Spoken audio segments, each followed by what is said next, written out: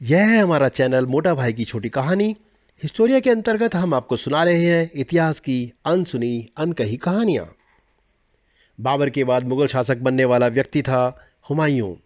अब रक्षाबंधन का त्यौहार आने वाला है और इसी के साथ उसका नाम एक बार फिर इस त्यौहार के साथ जोड़ा जाएगा। तो आइए हम आपको बताते हैं इसके पीछे की सच्चाई। 1532 में हुमायूं ने अपने राज्य के विस्तार के लिए गुजरात की ओर मुंह किया। इस समय गुजरात का शासक था बहादुर शाह।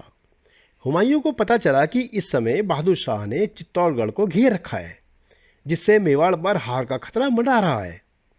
आपको बता दें, इस समय मेवाड़ की रानी थी कर्णवती, जो राणा सांगा की पत्नी थी। दोनों राजकुमार इस समय छोटे थे, इसलिए वह राजकाज संभाल रही थी। राणा सांगा की मृत्यु 4 साल पहले 1928 में हुई थी, जिससे पहले उनकी हार खांडवा के युद्ध में हुई थी, जिसमें बाबर विजयी रहा था और बाबर का ही पुत्र था हुमायूं। कहा जाता है इस समय रानी कर्णवती ने हुमायूं को राखी भेजी और वह चल पड़ा मेवाड़ की रक्षा करने। लेकिन उस समय हुमायूं खुद अपने राज्य का विस्तार कर रहा था।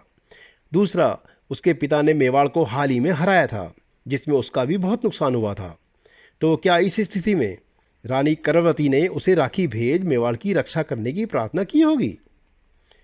जब हुमायूं को पता चला कि बहादुर शाह ने मेवाड़ की घेराबंदी कर रखी है, तो बहादुर शाह को हराने चित्तौड़गढ़ की ओर चल पड़ा, लेकिन रास्ते में ही सारंगपुर में रुक गया। कहा जाता है कि उसे बहादुर शाह ने पत्र भेजकर कहा था कि वह जिहाद के लिए लड़ रहा है, इसलिए वह हमला न करे। साथ ही हुमायूं खुद भी चित्तौड़ पर कब्जा करना चाहता था।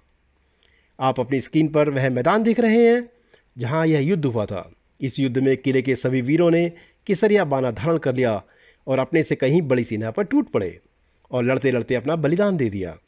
घेराबंदी के अलावा यह युद्ध 10 दिनों तक चला था। जब पुरुषों ने अपना बलिदान दे दिया तो हमारी वीरांगनाएं भी किस प्रकार पीछे रह दी। इस युद्ध में हार के बाद रानी कर्णवती ने अपनी सखियों के साथ जौहर कर लिया।